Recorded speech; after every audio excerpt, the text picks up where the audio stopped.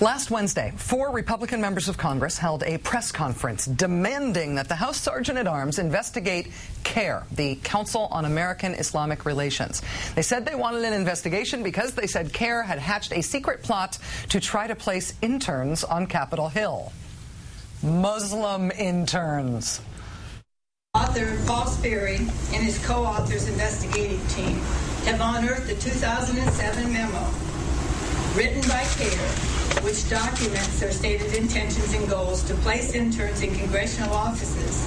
The book which Sue referred to, Muslim Mafia, is one in a series of books that I would encourage Americans to read.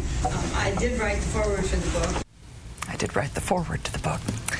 The being an intern while being Muslim accusations come from a new book that is published by WorldNet Daily. WorldNet Daily is the website best known for conspiracy theories about things like healthcare reform and like the Obama administration secretly planning to round up conservatives to put them in concentration camps. If this were just about WorldNet Daily pushing another kooky conspiracy theory, this one that Muslims were trying to take over Washington, starting with the intern jobs, that would be a dog bites man story about the conservative movement and its fringes in the age of Obama. But this is 4 sitting members of Congress pushing this idea. Joining us now is Suhail Khan. He's the Fellow for Christian-Muslim Understanding at the Institute for Global Engagement. He's a former senior political appointee in the administration of President George W. Bush. Mr. Khan, it's nice to meet you. Thank you for being here. Thank you. Thanks for having me, Rachel. As I said, if this were just WorldNet Daily, we wouldn't be covering this story. But it's 4 serving members of Congress. And I understand that you think these allegations are not only concerning, but that you've seen this before.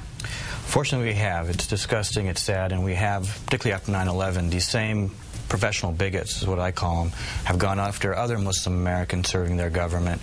In the past, it was in the Bush administration when I was serving, and now they're going after Muslim staffers, starting with interns. I guess if you know how to make coffee and answer the phone, next thing you do, you'll be taking over the world. So, who are the professional bigots that you mean? Well, there's the authors of this book. They've been joined by others on the internet, and it's really invidious because not only do they go after these innocent Americans who just want to serve their country, but really they're making money off of it, and that's what this is all about, really. They've duped these members of Congress, pushed them out in traffic on these charges that are completely baseless, really to sell books. And that's what it is. It's about fear-mongering and about money. It was interesting that they actually had their press conference a couple days before the book release. I mean, if this was really about national security, you'd go to the authorities and say, you got to stop something and stop it now. No, this is about going to the media and trying to sell books. It's really sad. That was one of the important details today, followed up by Talking Points memo, reported that these 4 members of Congress, after they made the demand that the Sergeant-at-Arms investigate CAIR for these interns, these 4 members of Congress didn't actually make the request to the Sergeant-at-Arms to investigate, which implies that they're more motivated by the PR effect of scaremongering about this than they are about any real perceived harm. That's right. Yeah. And it's sad, and it has a real effect. Not only does it scare members of Congress and their chief of staffs to hire Muslim Americans who otherwise would be great and loyal Americans serving in their office and serving their country, but even those that are working there now are being called in sometimes by their chief of staff. I know of one instance where this has happened, and they're being questioned and saying, hey, is there any of this true? Is there any truth to it? And worse, if you're a kid out in Peoria or in California, my home state, and you're thinking about going into public service, you might say, hey, maybe I'll just, stay home and stay here and work locally in the private sector because maybe serving my country isn't what I should be doing right now, because who needs this kind of scrutiny? It's just really disgusting. The good news is it's only 4 members of Congress. You haven't seen the Republican leader out there. You haven't seen Mr. McConnell in the Senate out there joining these guys. So it's really that they've been duped by these professional racists out there, and I think if we can work with them, I plan to talk to them and try to educate them about the realities. That's a generous take toward these 4 members of Congress. I mean, Sue Myrick wrote the foreword to this book,